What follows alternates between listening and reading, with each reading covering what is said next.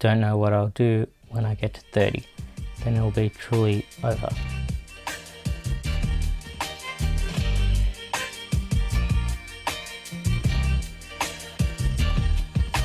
Hi YouTube. It's too late. I didn't lose my virginity until 24, and even then it was only to a hooker. I can't ever make up for what I missed out on. And as time goes on, I keep falling further and further behind, missing out on more and more. I'll always be broken from missing out, and I'll only get more and more broken. I can never truly repair things. I can never truly move on. I will never be desired. No girl is going to want to hook up with me. I'll never be loved or valued or cared about at all. I'll never get to experience real love. I'll never get to have a girl who wants to be with me just because she likes me, rather than making some rational, calculated decision.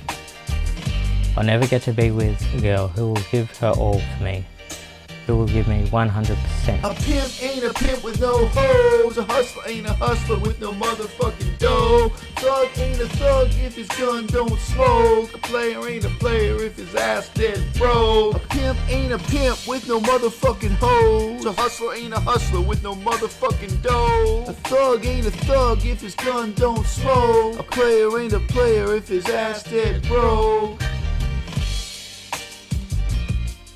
Last time I said no girl came to save me.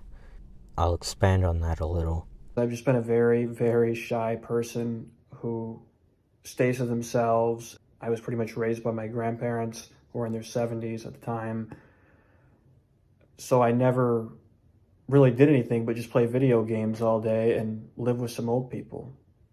I definitely need to make sure that I make this happen this year. It's not, I don't have to find the one this year, but I do need to make sure that we're not becoming a wizard, because that's what I'm on path. They say if you make it to 30 and you're still a virgin, you become a wizard. So, but yeah, I'm still trying. I'm reading this book. It's called No More Mr. Nice Guy. I accepted reality, and that now I need to take action to change my situation. This isn't Welcome to the NHK, one of my favourite animes that I watched when I was a teenager. There's no Misaki, some strange girl with her own problems, pretty messed up, who comes to save this sad, isolated main character, who comes out of nowhere and wants this character and decides to save him. That was a work of fiction. That was a fantasy. Why not Harry Potter? Why not Batman? Why not Spider-Man?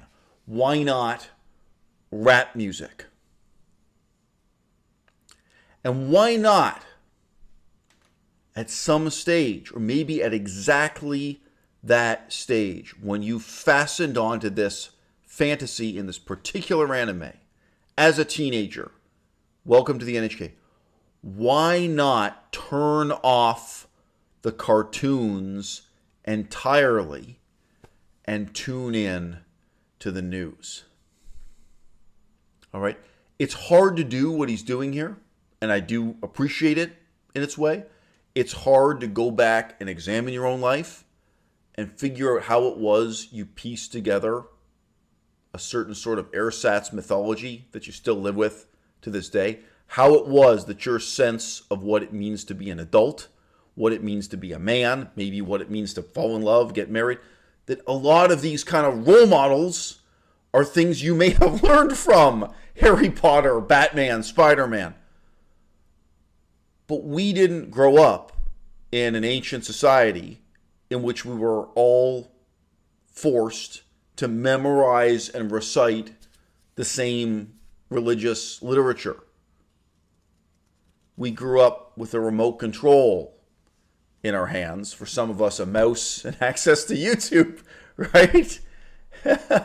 Even if you think the only choice you had was between Spider-Man and Batman, that's also a choice.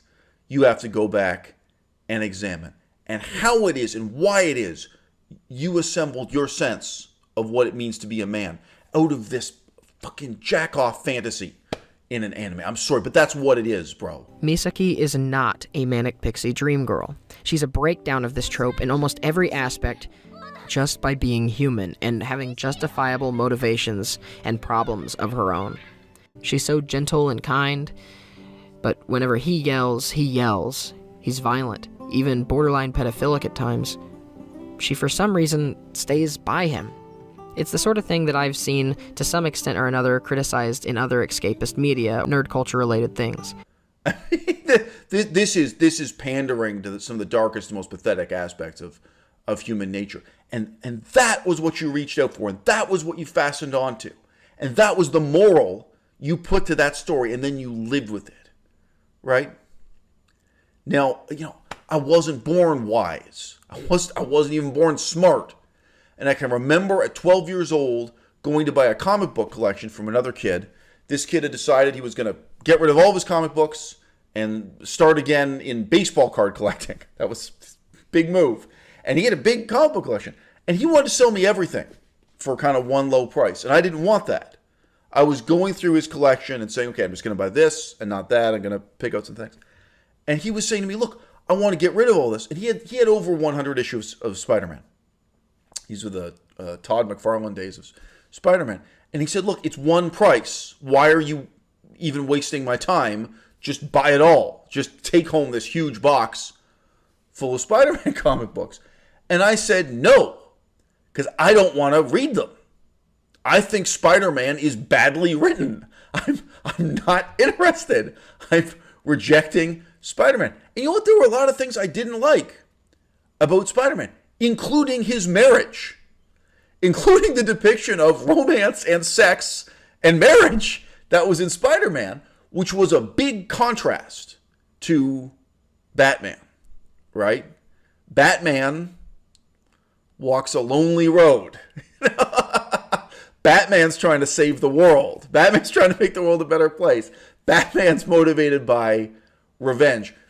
Peter Parker is dating a fashion model and getting engaged to her and marrying her.